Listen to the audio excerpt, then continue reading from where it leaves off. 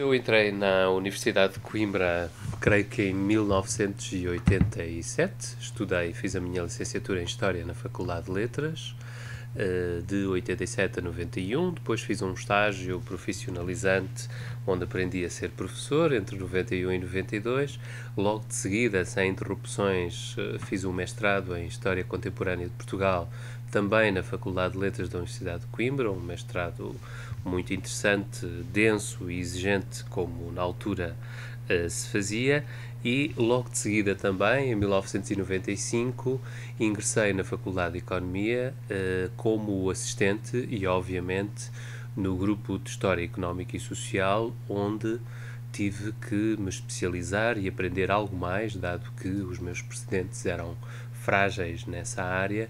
em História Económica e Social, nessa conjugação que nós aqui temos e que assim entendemos, de acordo com a herança de Vitorino Magalhães Godinho e com o entendimento que as pessoas do grupo de História Económica, nomeadamente o professor Romero Magalhães, deu à História Económica e Social.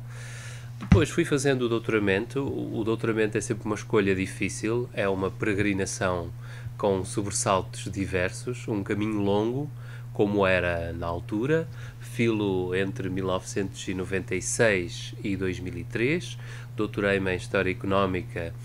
em 2003, com uma tese de doutoramento sobre as pescas, a organização corporativa das pescas e, em especial, a pesca do bacalhau no Estado Novo, ligação que, mais do que um objeto científico, me deu um envolvimento afetivo, cultural e um envolvimento de âmbito mais largo com essas matérias. Depois, em acumulação com esta atividade, dirigi o Museu Marítimo de Ilhavo durante 7 anos, também como prolongamento da minha atividade de investigação científica e em relação com essa divulgação cultural. E, portanto, nunca saí do mar, mas nunca saí também do estudo do Estado Novo, do estudo das instituições económicas e políticas no limite de regulação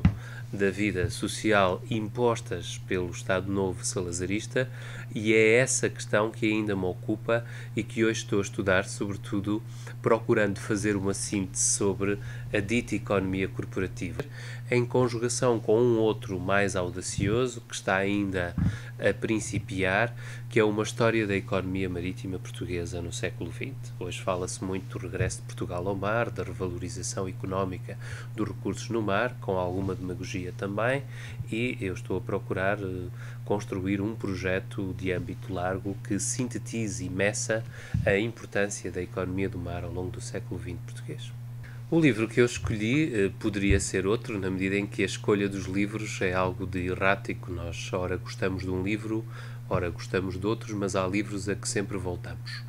E eu escolhi A Grande Transformação, de Karl Polanyi. Não sei dizer se era um filósofo, um economista, um historiador, se um antropólogo, de tudo um pouco. Creio que filósofo resume melhor aquilo que este judeu de origem húngara, nascido em Viena e falecido já bem entrado no século XX, em 1964, no Canadá, este homem de origem judaica, um homem talentoso, legou-nos, entre várias obras, esta quase célebre A Grande Transformação. A Grande Transformação, The Great Transformation, editada primeiro em Nova Iorque, no final da guerra, de seguida em Londres e traduzida para francês, como é costume, só nos anos 80. É uma obra marcante que podemos ler em vários contextos e que trata de muitas coisas. Eu lia com a descontração que um historiador lê estas coisas,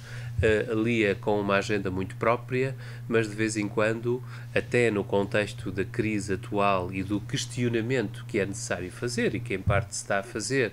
da teoria económica, relia recentemente, e sempre esta obra me surpreende com ensinamentos novos. O que ela trata, basicamente, é do processo longo de morte mal acabada, diríamos assim, do liberalismo económico e do capitalismo liberal. Ou seja, o autor, aquilo que trata, e tem 2 capítulos muito bons que podemos considerar de história económica, que são sempre capítulos de antropologia económica, o que ele nos diz, aquilo que nos ensina, é que a dita civilização do século XIX, assenta em 3 ou 4 pilares e, sobretudo, no mito do mercado autorregulador, ruiu sob a crise económica dos anos 30 e a crise política que vai de 1930 a 45. É claro que ele enquadra tudo isto como devia ser nos escombros da Grande Guerra de 1914-18 e, sobretudo, aquilo que nos diz, entre outras coisas, creio que é uma lição interessante de reter, de revisitar e de debater em novos contextos, é que o mercado não é uma instituição natural, é uma instituição social e politicamente construída e que a ilusão do mercado autorregulador que nos legou o liberalismo económico do século XIX